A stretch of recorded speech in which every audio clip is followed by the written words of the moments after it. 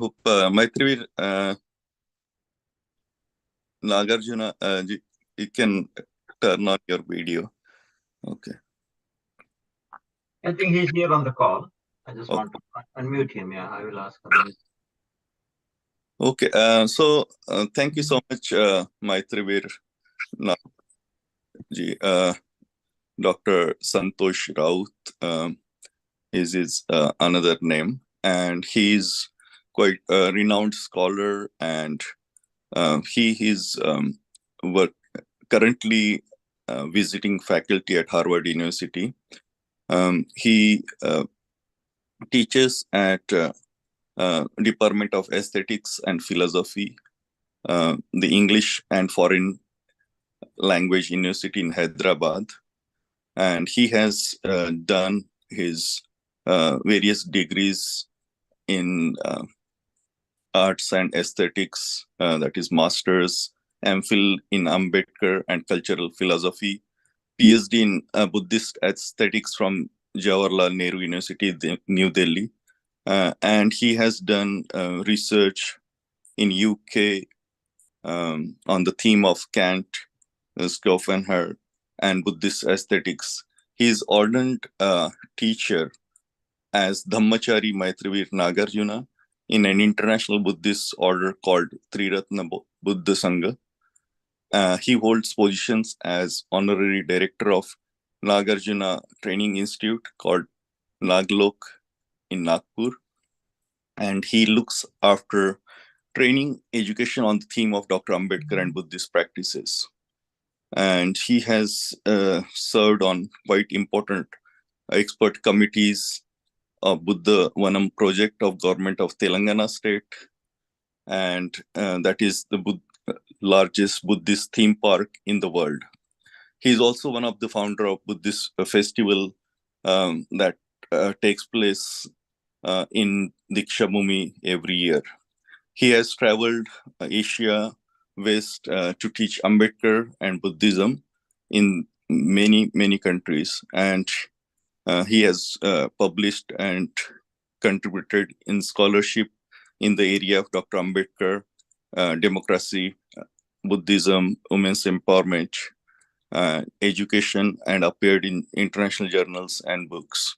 And he has also been instrumental in starting one of the first center on Dr. Ambedkar in China as well. So I would request Maitriveer Nagarjuna ji to share his thoughts on quite important time in the year where people observe and dedicate their gratitude to Dr. Ambedkar.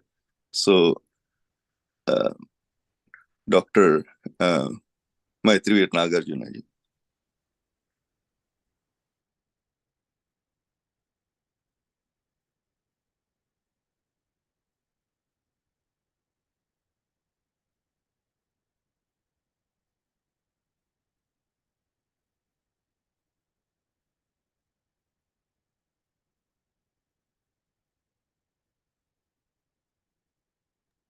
He has unmuted but unable to hear. He is not able to hear. Okay. So maybe he need to rejoin. Can you hear Maitriveer ji?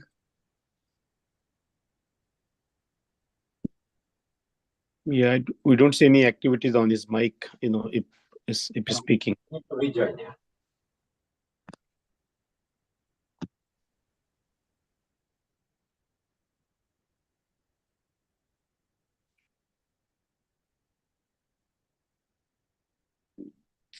Let me see.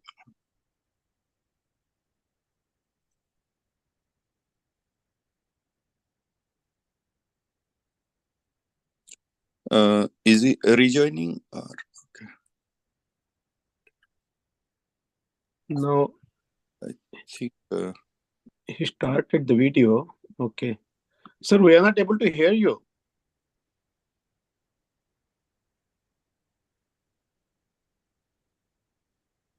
Yeah. Maitriveer ji, we cannot hear you. Can you hear us?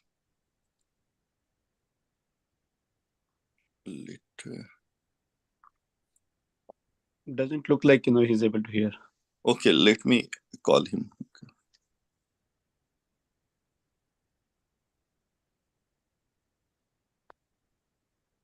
Maitriveer.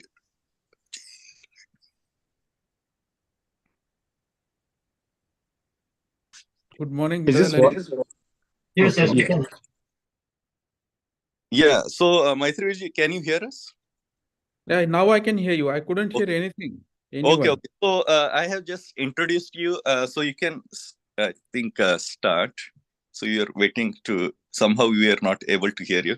So thank you for joining and thank you for your time. So I gave your brief introduction and people are excited to hear you. So thank you so much. Oh, I just missed that. I'm very sorry. I don't know why I couldn't able to hear. So, first of all, thank you very much, Lalit, for introducing me, which I unfortunately missed. And thank you very much for inviting me for this online Sunday Vihara, which is one of the very sort of important practice that Dr. Babasaheb Ambedkar prescribed for building the Buddhist community. And it's my great pleasure to have you on this Sunday to speak something about Babasaheb's living legacy of liberation. That's the title we give, right? Right? Yeah, yeah. So, what can I say? Lalit, can you please brief at least few sentences or few, at least a para, let's say, uh, uh, to brief about the project and the audiences that every Sunday look for so that I can focus my theme accordingly? Yeah, so every Sunday, the Vihara is quite broad. I think especially the morning session we have are on Buddhist talk by the monk, uh, Dhamma motivational story by kids, and also every week quite important speakers, and the audience are from Indian diaspora from different background, uh, but quite I think predominantly I see from Marathi speaking also. But if you need to speak in Hindi or Marathi or English or whatever is comfortable, I think mostly everyone understand English certainly. Okay म्हणजे इंग्रजीतून बोलले चालेल. English, Marathi, serve. Right. Wonderful. So recorded online. Yeah. Okay. No, thank you. No, thank you actually, and I am also very touched by this particular week where we are also remembering Dr. Babasaheb Ambedkar on 6th December, and entire world remembered him. Though we are just having a parallel session, not parallel session, but since 3 days, we are running in India uh, a winter school at Nagarjuna Training Institute. And we invite various scholars across the world. Yesterday and day before yesterday, some professors from Harvard University spoke online. Today, there was a astrophysics scientist, director of Indian Fundamental Institute of Fundamental Research. He spoke, and people across the globe are sort of come to that forum and speak. Why I'm mentioning this? Because though when we say that entire world is appreciating Dr. Ambedkar, an entire world is looking up to him, there are two feelings involved when we say that. First is our own attachment to Baba Sahib, that we want want that world should know about Dr. Ambedkar, his struggle, his thinking, his literature, his revolution, and the great Buddhist revivalist sort of resurrection he launched in India. That is our own personal attachment, personal or community attachment to Babasaheb. But there is another side. Second reason is reality is not as we think of. He is not that much known even today to the world as much as he should be, or as much as his thinking should be known by the widely spread other religious or social or oppressive movements in the world. I was interacting with many people at Harvard University now, and they are so much known about Gandhi and his nonviolence and his interaction with Martin Luther King and other Black theologian and the reformist movement.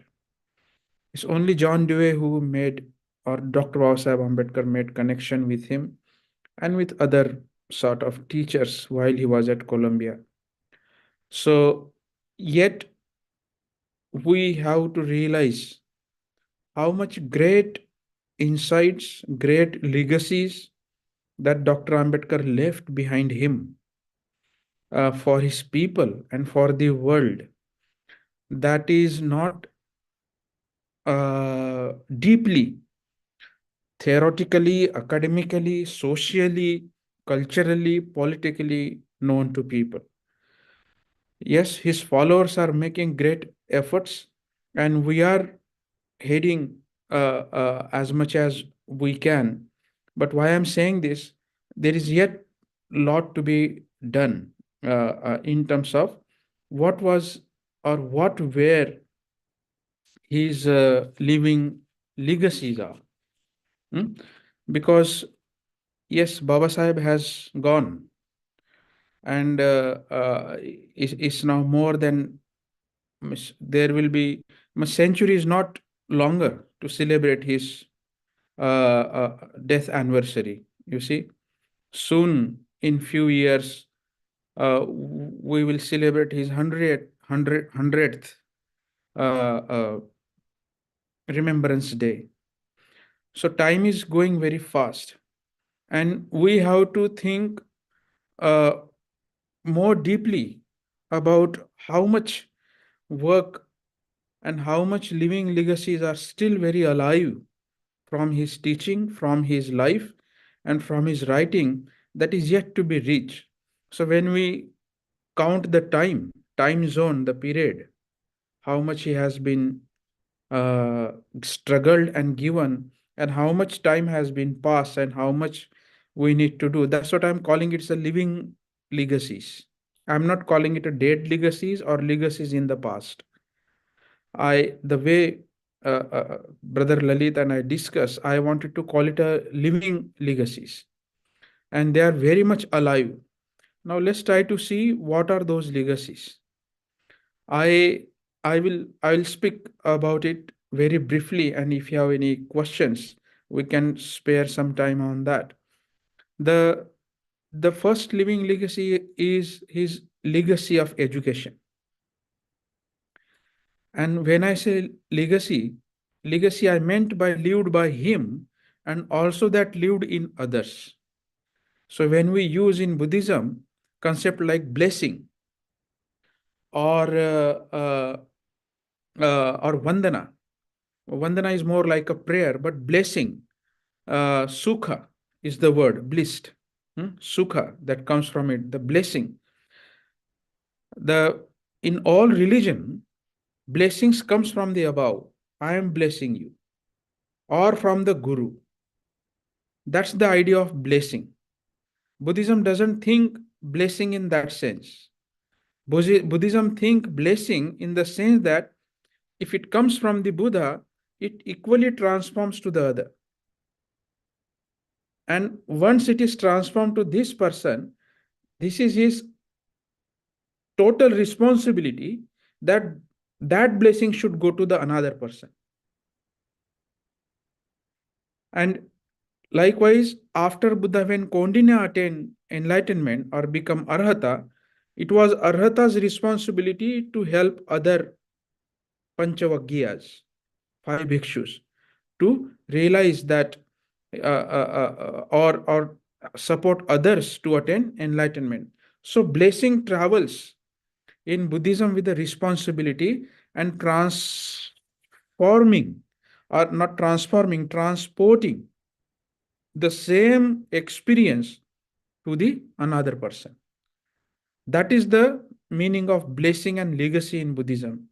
So what Babasaheb did when he educated himself, he translated that experience into another, to the others.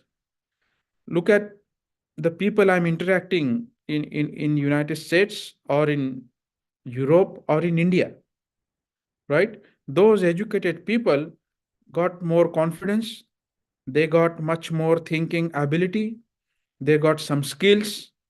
So that's his legacy that is successfully resulted in you and in me. Therefore, I'm sitting here, therefore you are sitting you wherever you are. So that's the legacy. And that is a living legacy because we are speaking about him. So that's the first legacy I wanted to say. Second legacy is his writing and speeches. When I say writing and speeches, yes, of course, they are volumes, but I'm not referring to volume here. I'm not referring to the voluminous work he has written in Columbia or London School of Economics or whatever, wherever he has written. Of course, they are great treasure. What I meant by his writing is his thinking, his methods, the way he thought about society, the way he thought about religion, way he thought about politics, way he thought about societies, way he thought about cultures, and way he thought about the humanity itself. That is what I meant by what he spoke and what he wrote in essence. Because Dr. Ambedkar doesn't sit in shelves in the books. He sort of speaks from there to understand what we should do even today. And they all methods or all his insights are equally relevant even in our own times. The way we are observing the changes in the world, changes in the societies, evolution in the cultures, these are all equally relevant. I can cite so many examples for that. For example, look at the all thoughts that has gone into revolution. You can cite Marx, you can cite Martin Luther King, you can cite Malcolm X, you can cite various left and right movements that are upcoming in the world.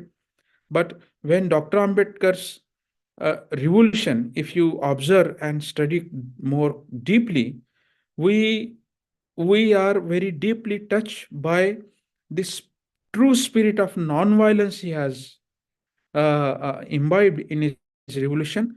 At the same time, the way he means of his change and transformation adopted on the basis of institutions. That is his third legacy I wanted to talk. The institutions he has established. Institution, again, I don't mean building, Milind College and Naksen 1 or Siddharth College or Diksha Bhumis College. I'm not referring to institution in that sense. I'm not talking about building or organizations or physical institutions. They came on the vision of institutions that Dr. Ambedkar has given. And that's what I call the institutions as the apparatus. He gave a means, like Buddhism is an institution he has given to us. Buddhism as a religion or as a Dhamma, that is itself is an institution that you all are now studying. To kids, from monks, from Dhammacharis or Dhammacharinis, or from lamas or whoever they are who are engaged in the practices of Buddhism, those who are trying to practice it, those who are have some experience and wanted to communicate that experience to others. And on that basis, we are building in cultural, social, sanskar, the word we use. Those institutions, institution I'm using in that spirit. So that's the institutional means Dr. Ambedkar has given us, which are still alive. Like you are experiencing it online. People are experiencing in the villages. They go to viharas, right? That's what I meant by institutions. So these are the institutions, legacies Babasaheb has given to us. His fourth legacy, I wanted to talk about his legacy of movement. And what I meant legacy of movement is again not only political parties or the assertion on the roads and slogans. Yes, they all are important. And that is one of the central or significant aspect of the movement, that we need to speak out. We need to come together. We need to make that appeal to the larger world. That is extremely important. Babasaheb himself did. But what I mean by movement here is also the nature of movement. If I refer back to the Chaudhar Talab incidents, for example, and when there was attack on Dr. Ambedkar, some people came from the villages and they said, Babasaheb, you just give us a command and we will beat up those who have beaten our people. Babasaheb said, no, I'm not adopting those means. Go to your villages. I wanted to fight with the constitutional means. That's the spirit of movement he has given. And that's come to social or assertive side of movement. But he has also given a cultural movement in the form of Buddhism. Because if you read Annihilation of Caste closely, Babasaheb says that without socio-spiritual revolution, you can't have a successful politics. You can't have a successful political institutions or a political movement. I don't have to repeat that. You all must be knowing about it. He says that before Shivaji came into power, Bhakti movement had led its socio-spiritual revolution. Before Sikh came into power, Guru Nanak did his revolution, and so on and so forth. Before Ashoka became the successful king, Buddha has led the spiritual revolution. So that is extremely important. And why, even if you look at India, why we are still dominated by the forces, those who are believe in the caste system or in the hierarchies, because their spiritual and religious systems are very strong. And people are sort of not carried out. People need that institution. And if religion produces oppression, if religion produces slavery, then we have to strengthen the religious movement, those deliver liberty, equality, and fraternity. We have to strengthen the religion, those religions provides the freedom, liberation. That is the great cultural living legacy Babasaheb has given in the form of movement. And another important legacy is legacy of constitution. Legacy of constitution. What I mean here by legacy of constitution, he has given the power that has empowered every citizen and every individual to empower themselves on the basis of their own potential. Yes, constitution is an important legal document. It's not mere legal, it's also a philosophic document. And constitutional morality, when Babasaheb uses that language, what he meant that there is no equality in the society. There is no morals that will govern the equal opportunity to everyone, and constitution serves that purpose, right? It gives the empowerment to every citizen so that they can emancipate. So these are the important legacies. I was very brief in that. My last legacy, which I wanted to spend little bit time on, That is the legacy of Buddhism. That's my main sort of area. But I need to build up that preface or that background, what I'm going to speak now. Why I'm saying this? Because Dr. Ambedkar was aware and he realized that mere education is not enough. Mere assertive politics is not enough. Mere even constitutional means are not enough. They are important. What everything I said or try to sort of titled it, they all are important in the life. I am not denying them slightest, not at all. But he knew that these means are not enough. There should be something more. There should be something else. And what was that? So that was Buddhism. And why Buddhism? That is important question. So I will tell you a small story. Two stories basically. Babasaheb was in Alipur Road in New Delhi. That was in 55. And he asked the close meeting of his associates. And he asked them to come. He wanted to discuss something very urgent. So everyone, Vaman Rao Godbole, Nanak Chand Rattu, Shankaranand Shastri, whoever there alive of close people, they went to Dr. Ambedkar in Delhi. And then he had a close meeting on the round table. And he came with a very heavy body. And he said, I'm going to convert to Buddhism. I'm going to embrace Buddhism in Nagpur. He didn't say the place. I'm going to embrace Buddhism. That's what he said. And everyone was not happy with him. All his close associates were not happy with him. And they were asking him question. Babasaheb, now you have finished the manifesto of RPI, writing RPI. You are in such a great power now. If we go for an election in 1957, we will earn a lot of seats and our problem will gone. And then Babasaheb replied, he said that, well, who knows, I will be alive till 1957. But if I do not finish this task, my revolution will be unfinished. So before I go, I wanted to finish my revolution. What he meant by that? He meant by that because he said that mere whatever I have done, they are not enough. And he said that you did not understand the vision of my revolution because caste is not mere a political problem. Caste is not mere a social problem. Or any oppression is not mere social or political or educational. It has a deep root in the religion. It has a deep root into their mental attitude. So then he said, if I don't finish that, I will go with a great regret. I am telling you this story after seeing Vaman Rao Godbole and Nanak Chand Rattu when I was in Delhi. They themselves told me these minutes when I was interacting with them. And that really gave me a total disposition of my thinking about what he wanted to do with Buddhism.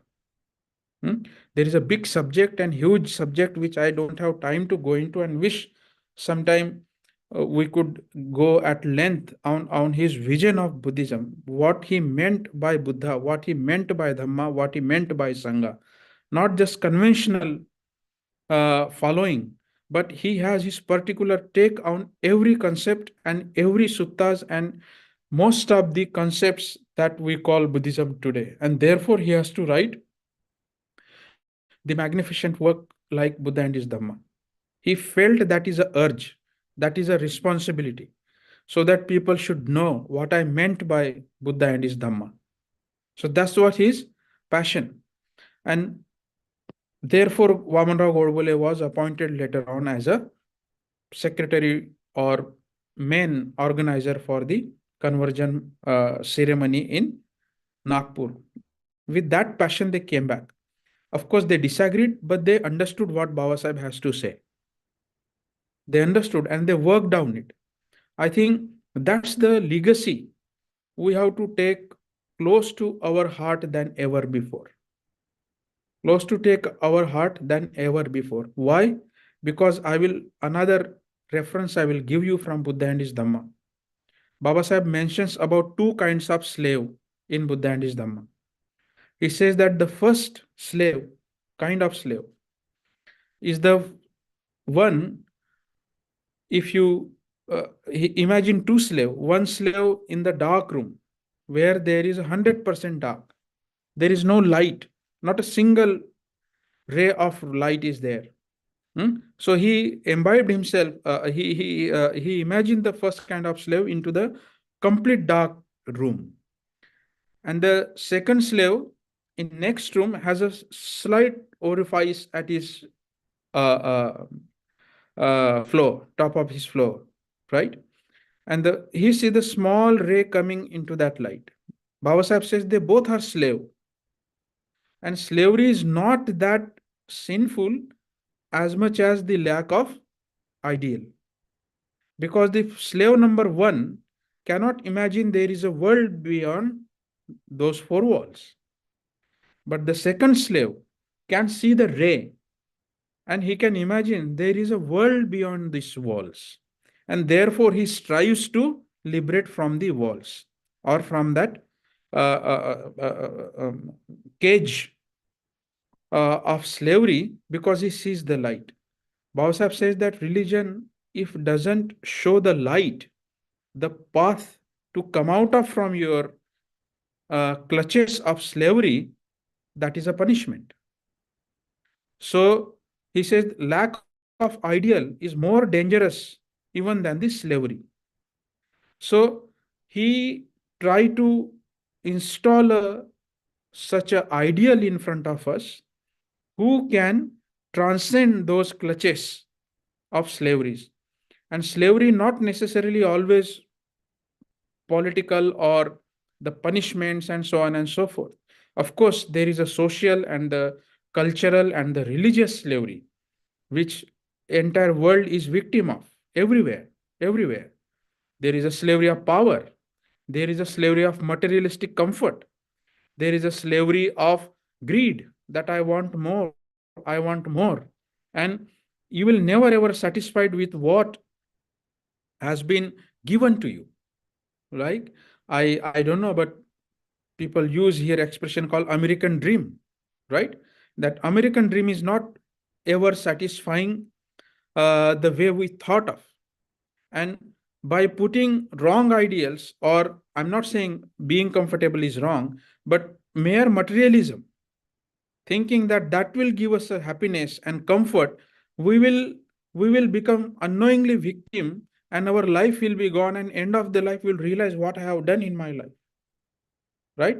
And that frustration would be utter depressive and would be so painful. So we have to be very aware when we put ideal in front of us, what kind of ideal I want to have. And I think Babasaheb was very aware. I was thinking when Babasaheb stayed here in 1913, 14, in those days in Colombia, who would have been swayed by the luxuries and the intelligence and the talent he has. But he was aware that what he has to do and what he has to pay back to his people. So that's the slavery Babasaheb was hinting in Buddha and his Dhamma, if you read his section. So in that sense, he was trying to transcend those culture of slavery, may that be at individual level, materialistic level, at greed level, or at spiritual level, what we have and what we should have. There is a difference between should and ought. And that's the moral point Babasaheb was trying to bring. Of course, Constitution serves the great sort of need of how nation should be moral. But ultimately, it comes down to the people's attitude, the notion of their mind, as Babasaheb says. So I think that's the last legacy, Buddhism, and probably the morality, right? The culture of morality that Babasaheb was trying to give to the modern world. Means my thoughts are running a lot and I don't know what and how much I can go on. But I wanted to say one more thing on morality.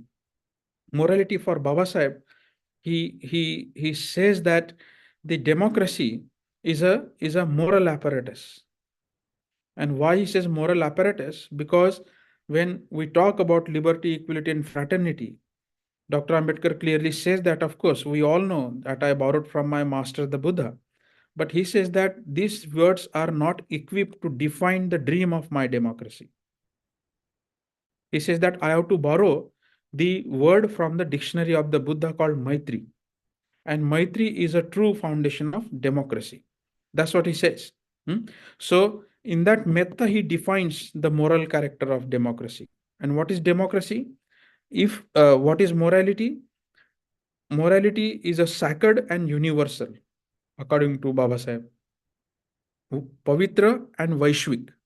So pavitra manje काय? What is a pavitra here? What is sacred here? Sacred here he refers to that, not referring to yourself, not referring to the selfish ideas. That's what he meant by sacred. Pavitra is not by offering water or offering coconut or offering rituals. They might be important. But sacred here, when you do not refer yourself to the selfish self, that is pavitra. That is sacred for him. And once you are free from the clutches of yourself, the clutches from your egoistic self and the selfish desires, what he calls the selfish ideal in both Annihilation of Caste and Buddha and his Dhamma, then you become open to the others. You sort of spread that friendship towards others, and we feel for others. We feel others suffering. We feel others problem. We feel who are there in need. We wanted to give them that sort of experience, and that must be the role of religion, and that is universal. So second aspect of his morality is universal, and religion must promote that universality. So I think this aspect in his thinking, when we talk about Buddhism, needs to be consciously understand. Needs to be consciously understand. Why? Because when we produce selfish ideal, or if we are inspired by self, we produce the disease of indifferentism, parayapan, parayapanvad. Parayapan means that they are there, we are here. And caste gives that, and race gives that disease of indifferentism that can ever infect to humanity, to spoil it. That's what Babasaheb says. And we have to get rid of that disease of indifferentism. And that's the reason why he brings the spirit of universalism in religion, and which Buddhism gives, which Buddha sort of gives that universal compassion, universal wisdom, which is whoever understands it, they will be benefited by it. It's not based on your race or nation or culture or religion, gender, whoever you are. If you understand what Buddha has to say, if you understand his concept of Pratitya Samutpada or Three Lakshanas or his Panchashila or Shil Samadhi Prajna, whatever teachings, there's a huge basket which we have no time to go into. But if we touch that, if we taste that, that will ultimately make you selfless, and that will eventually then will make you universal. That's the method Babasaheb has given. So it is important when we speak about Buddhism and when we have Buddhist values, what do we mean by that? Especially in the context of Babasaheb has given us this great religion. So Buddha, I will finish by this note, by citing these three Trinity or three Triratna, for example, Buddha, Dhamma, and Sangha. Buddha for him is none other than a human and historical person. It's not an abstract concept of being. It's not a supernatural being suddenly came from nowhere and incarnated in front of you. So therefore he goes into his kula, who were his father, who was his mother, and so on and so forth. So he's not just narrating story in the history. It is important to know who was the Buddha, but he's also making a point that's the historical person who existed in human history and who also not only existed but given the enlightened. He proved himself that I can be enlightened, right? He can become the Buddha as a human. That is first aspect. But second aspect of Buddha is so important to understand. He is not only historical, but as I say, he passed that blessing to the another Sangha member. So Kaundinya become equally enlightened like the Buddha. And not just Kaundinya, after him, Sariputta, Moggalayan, Ananda, Mahakashyap, not just men, but then Patachara, then Kisa Gautami, Amrapali, Chandalika, these women, Angulimal, they all become Arhat. So that's what he meant by the historicity of enlightenment. It doesn't just say that I am a god and I will give you the liberation. Not Mokshadata, but Margadata. So he passed that path to the others to become equally enlightened. So it's not just Buddha himself in the history, but that ideal sort of passed through every human being, irrespective of their religion, caste, gender, and so on and so forth. And the path that he showed, that is the Dhamma for him. What is Dhamma for him? That disposition of mind, that cognitive shift, that the change in attitude, that's it's not here, but it's here in our heart, that I can transform if I follow that path. His teachings, his sort of ethics, his what he calls the kingdom of righteousness, right? Babasaheb calls in Buddha and his Dhamma, that kingdom of righteousness, which often in Christian theology use the kingdom of God. You remember, if you are dwelling, if you go to churches here, people speak in the Western world of kingdom of God. Babasaheb replaced that with the kingdom of righteousness. जर आठवत असेल तर नीती म्हणजे धम्म आणि धम्म म्हणजे नीती.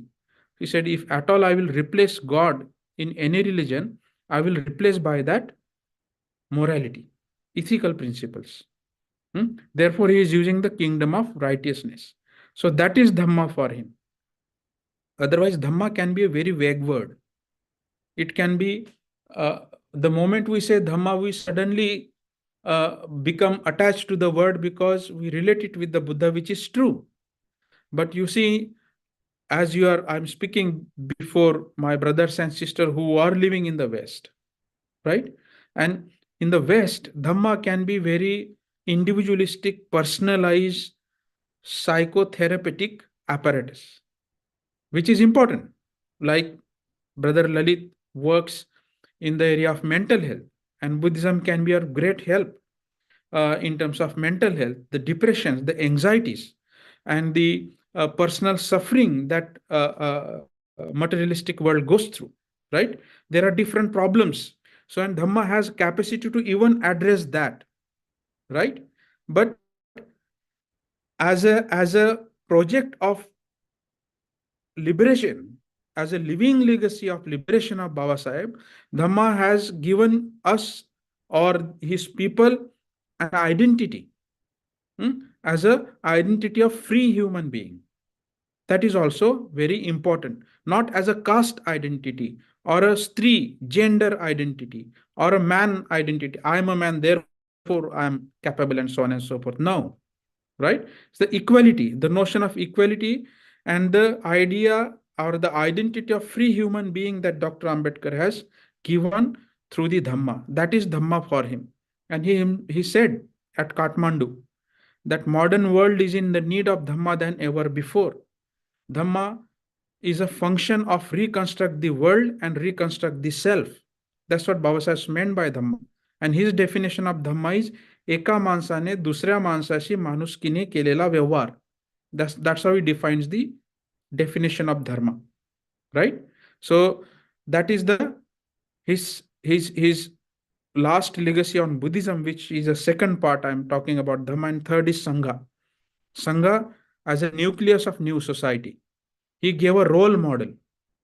He gave a model how society should look like, how monks should behave, how nuns should behave, how they can relate themselves with the other person, how they will relate themselves with the world around them.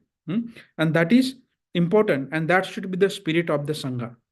In fact, when Babasaheb gave constitution to the first Prime Minister of India, he said, an experience of democracy is not new to Indian civilization. That was very much existed in the Buddha's Sangha. That's what Babasaheb said in Constitution Assembly. So that's the spirit he wanted to imbibe, not just for particular community or single community of his, but for the entire Indian society, probably world society. So that's the expansion, that's the greatest sort of unleashed energy he has when he used the word Sangha. And Sangha, as you say, all rivers, Buddha himself says, when all rivers comes into the ocean and you cannot recognize which water comes from what river, therefore they lose their identity. Buddha said, "Oh monks and nuns, when you come into the Sangha, you should lose your identity. You are no more here Brahmin. You are no more here Kshatriyas. You are no more Shudra. You are no more men and no more women. You are equal part, equal friends on the path who are companion to walk together on the goal of enlightenment by the teaching of the Dhamma." So Dhamma is a path. Buddha is an ideal. The goal we have to attain. Dhamma is the path. And Sangha is a community who supports to walk on that path. One man cannot do it. Because Babasaheb don't take birth every day. You see what I mean? Only people like him can make a great difference by studying, by unfolding the principles of Dhamma, and therefore apply to individuals like you and me. Only Babasaheb can do it. We have a great sort of gratitude owe to him, but for us, we need a Sangha. We need a collective community who can make that appeal to the larger world. Even in the West, they should see how Ambedkarite live here. They should see, oh wow, that's what Babasaheb has created the new community on the basis of Dhamma by giving them Buddha as an ideal, right?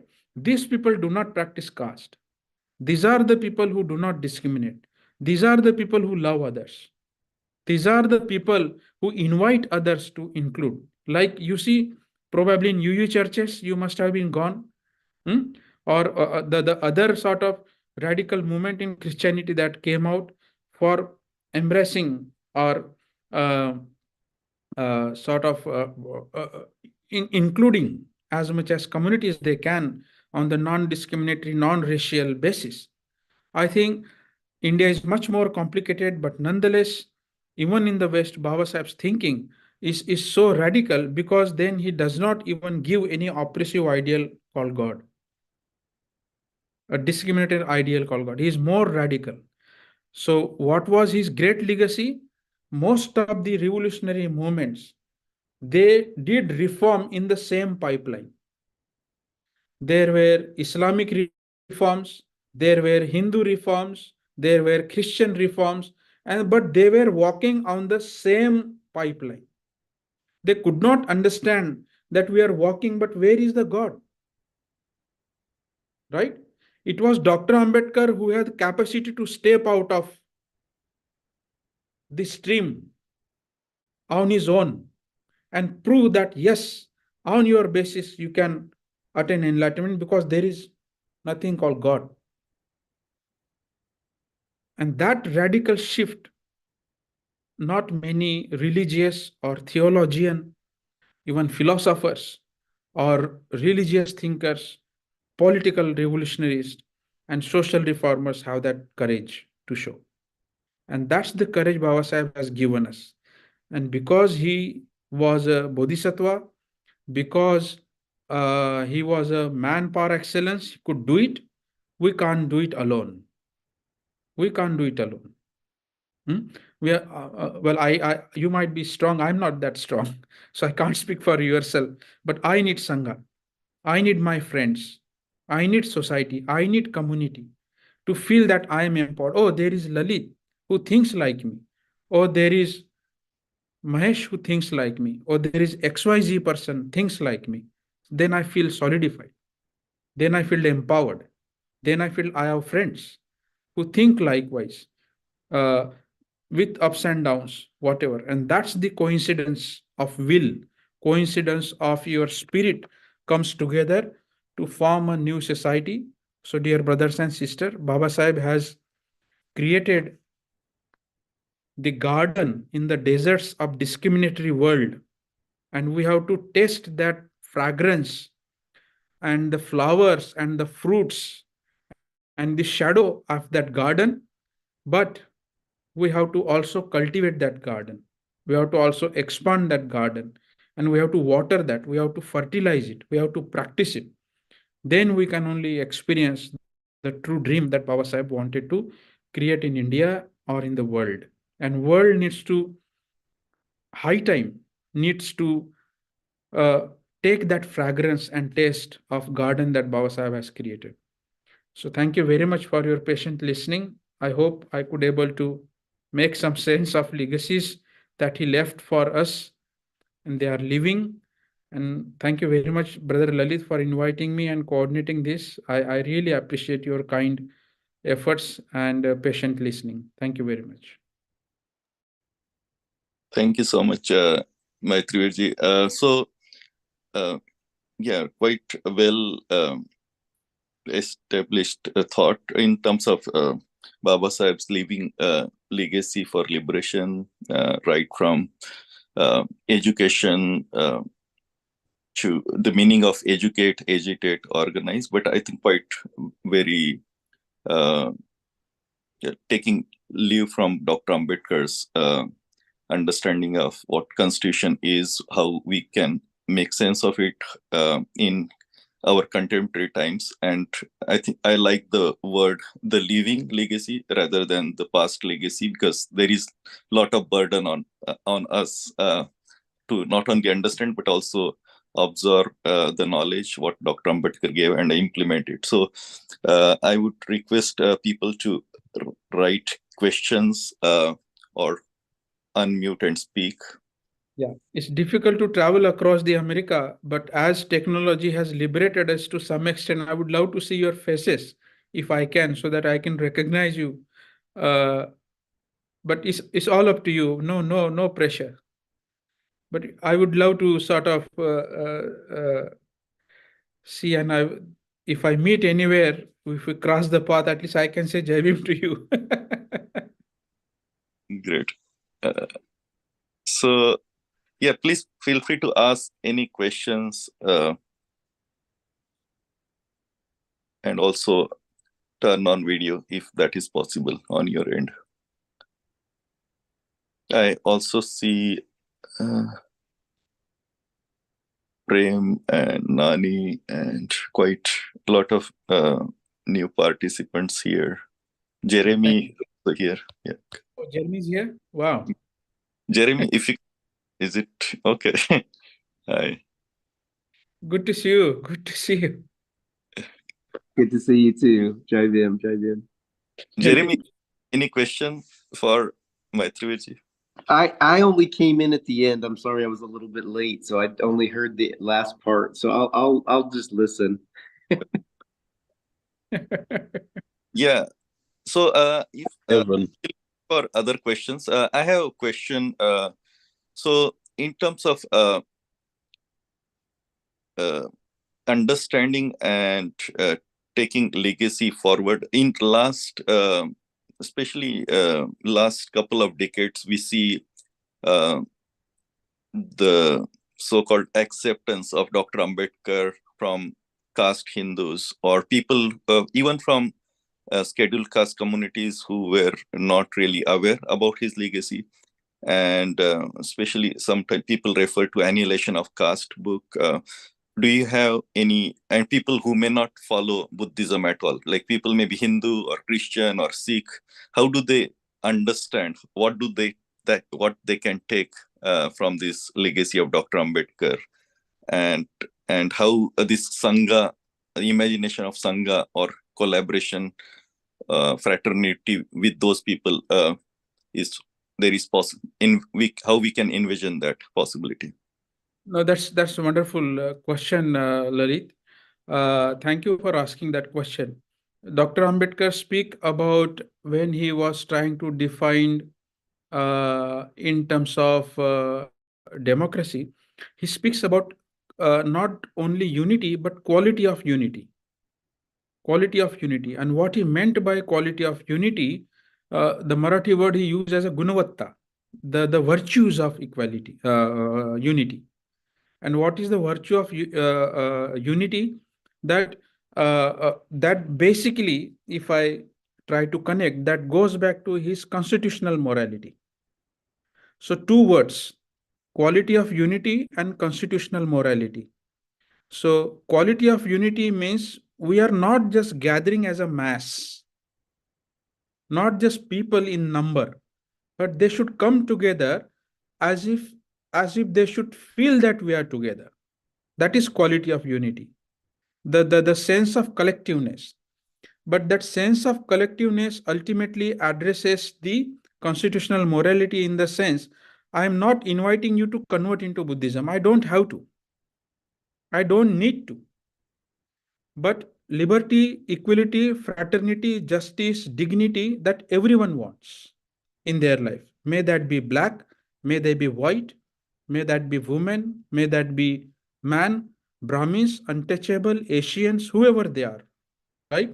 We are encountering such insults of communities and religions in our time because of the forces of dominance, right? And that's where every citizen or every group would like to live their life with those dignities. And Babasaheb says that every person needs this liberty, equality, fraternity, justice, and dignity. So I think this legacy, of course, followers of Dr. Ambedkar will search that values in Buddhism. But I wouldn't deny that other religions do not have these values. We should not think of religion, if I may a bit more open, only on the parameter of science and God. In fact, science is a myth. Why science convincing us? Because you are on Zoom now and you can listen to me. I am sitting in Cambridge, right? Jeremy sitting somewhere else, you are sitting somewhere else. Some people I just addressed this morning in India. So the satellite runs with his speed around the planet and it gives a time zone, and Earth rotates and so on and so forth. So science is very convincing because we think that science is true. But it's relative, as Einstein said, right? That's what Buddha was trying to say. It's relative. You cannot absolutize Buddhist identity, oh no, I am only right and you are wrong. That would ultimately give society into the polar understanding. And I think that's where Babasaheb promotes constitutional morality, not in the sense of Indian constitution. Constitution means what we are constituted of, what society should constituted of. And that society should be constituted of these 5 fundamental principles, virtues. What I call them, Adhunik Panchashila, modern 5 Shilas I call them. Liberty, equality, fraternity, justice, and dignity. These are 5 modern Shilas, which every society, may that be Muslim or Christians or Hindus, everyone needs that. So all religion speaks about those lofty ideals, and they are there. So we must not deny others' presence. Babasaheb didn't do himself, but he showed, look, I can do this way. And you mentioned annihilation of caste. His last lines are very touching. Babasaheb's last line in that essay. he was telling to Santaram that I have proposed what I thought, and I'm not imposing what I proposed on you. What I want is a casteless society. I'm not forcing my methods on you, but what I want, you go with your own means. But let this discriminatory or the dividing forces should be diminished in the society. So, and you see, Jatpat Todak Mandal was earlier a branch, like uh, that was a branch of Swami Dayan Arya Samaj. It was a branch of Arya Samaj. So he was not addressing to Buddhist. He was not even only addressing to Dalits. That was in Lahore, who was the Arya Samajis, right? Equally, after Buddhism, when he gave talk at Kathmandu about Dhamma is needed than ever before, he was addressing to the traditional Buddhist from Tibet, Thailand, Nepal, Burma, Vietnam, those who were in the swing of communism. So you see two different audiences. He was giving an equal sort of perceivance or the request or the radical and the great request that you be where you are, but that's not the way of violence or of caste to Indians. So I think that's the best way to communicate to non-Ambedkarite, non-Buddhist. And again, I don't want to say non-word. We have to realize that they all are brothers and sisters, as I say, with the spirit of Sangha. We lose our identities when we come close to the Sangha. We are no more white, you are no more American, you are no more Indian. Of course, physical reality will be there, but you recognize with that mere perception as a reality, that's a problem. It's a philosophic problem, is the problem in reality itself. Yeah. Yeah, if I see this water is true, it will be freeze and it will be evaporates. So there is a problem in my perception of reality. Thanks. So that's what Babasaheb would say. And we have to communicate that to people, may that be Ambedkarite or not, may that be Buddhist or not. Thank you. Thank you so much. Amol? Thank you, Lalit. I have a few questions and few comments. I will begin by asking Dr. Maitriveer. So, as you rightly said, that we should welcome other communities or other religions, and that is, I think, that is the essence of Buddhism, right? Because we all it's a sangha, and it's all about humanities, and I think we practice that. From an Indian context, I think the role of Buddhism has now it has gained more of a responsibility, because if we see Christianity, Islam, or any other religion in India, it has taken the caste on it, and now Buddhism has a bigger role to play to strip off this caste and to show what the religion's power is and the potential is, and what the religion is in true essence. And that sobering of these other religions can only be achieved by Buddhism. So I think Buddhism will work as that antidote to strip them of this caste thing, and that is why I feel that the spread of Buddhism should be on a wide scale, because if we going with other religions, the caste problem is not going to go away. They have imbibed it in it. Secondly, so I would definitely like to know thoughts on that.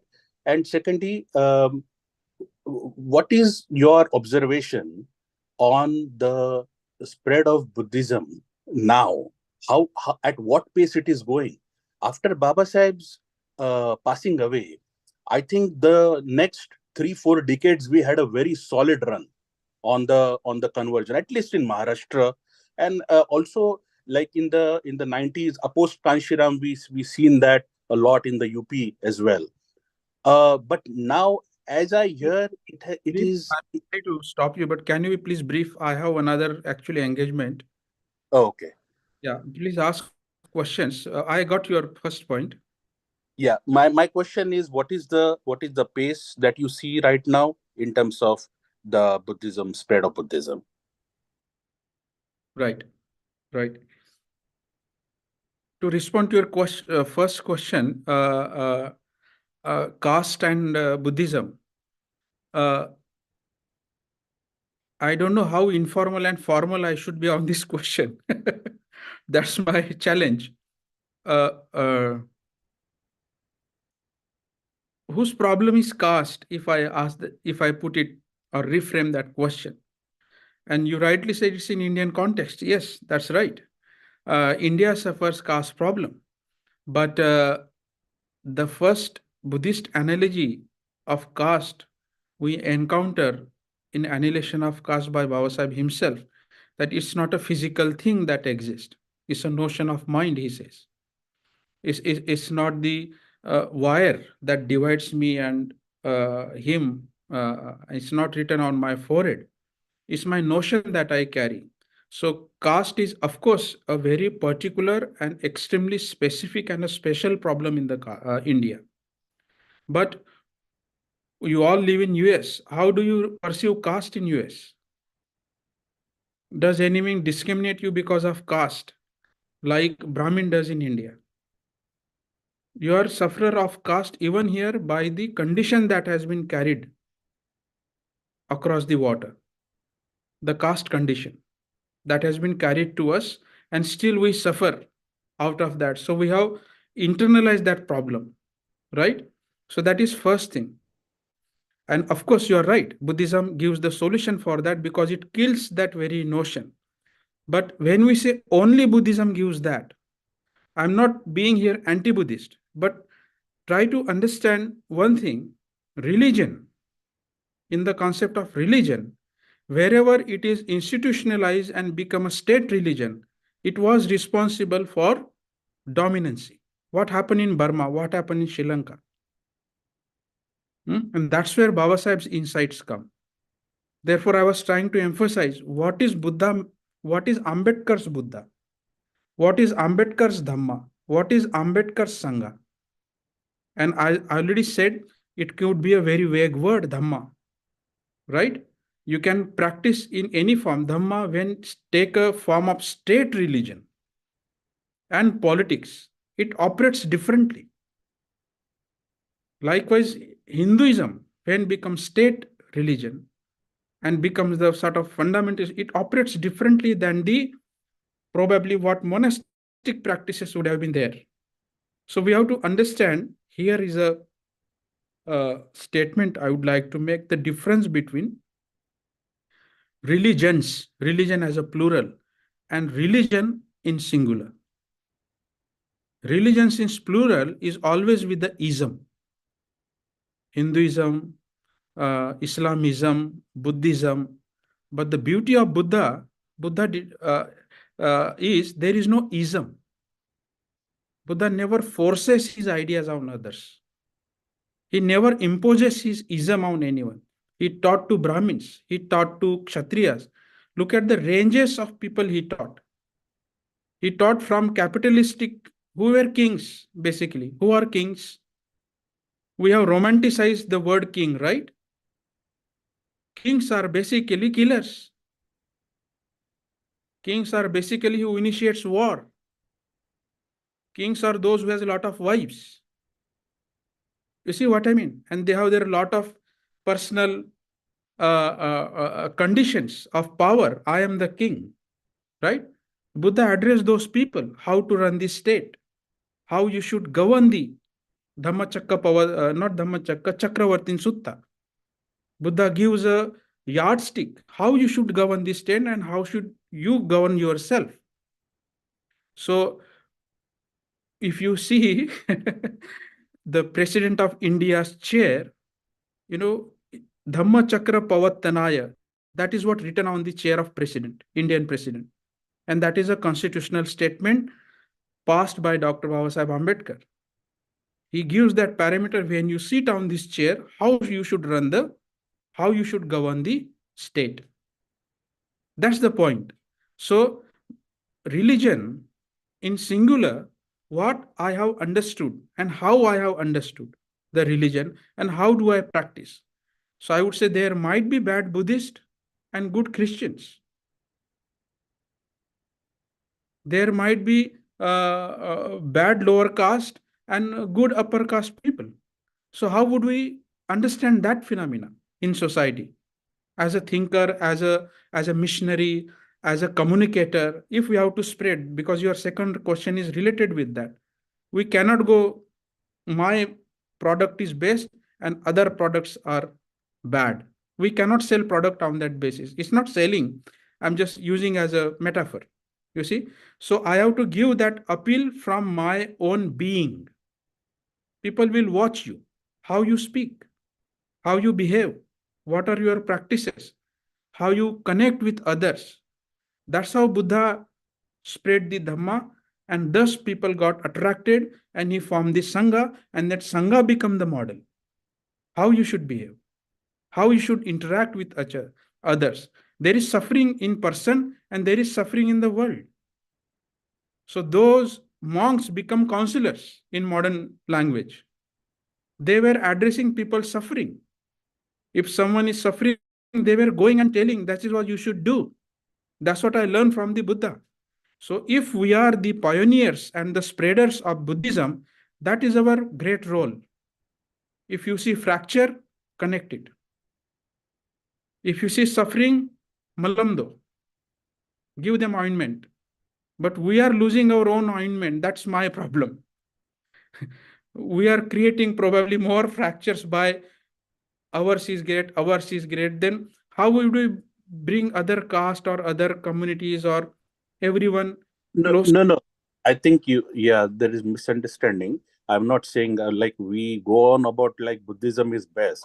And other thing is when you say that we are only ourselves killing the spirit of Buddhism. Firstly, my point is that spirit of Buddhism has to reach to the people. That is the first starting point. That has itself not happened. So that is what I meant by the spread of Buddhism. Ki acharan kaise ho? How we behave in the society, we be the role models and the conveyors of the religion, then people will get attracted. So that first thing has not happened. That is what my argument is. Right. We should be the warriors of lovers, I would say. The warriors should be of friendship. We should be the warriors, as Babasaheb says, like Bhikshu should be the forefront army of spreading Buddha's teaching. And that is our job. May you be in the robe or not. Buddhism is not just for people who wear robe, right? Everyone has a responsibility to liberate themselves, whether they are married or unmarried, whether they are Buddhist or non-Buddhist, whether they are Ambedkarite or non-Ambedkarite. As an individual, we have responsibility to liberate ourselves. So I think if we practice, that will be my first point. I will again emphasize individual practice. If you practice, if you become more humble, if you become more loving, and that should be the mode of operandi to reach others. That's what I would say. Acharanatun adarsha, that's what Babasaheb says. So you create ideal by your own practice. Okay. Thank you so much, Maitriveer. And I know this talk, we may need to have another talk on this. Yeah, that's what we need retreat. Prem's showing the love symbol on his, and his name is also love. So I think that is okay. He's affirming what I said. Love and compassion, and that will annihilate all the differences and also the indifferences people have.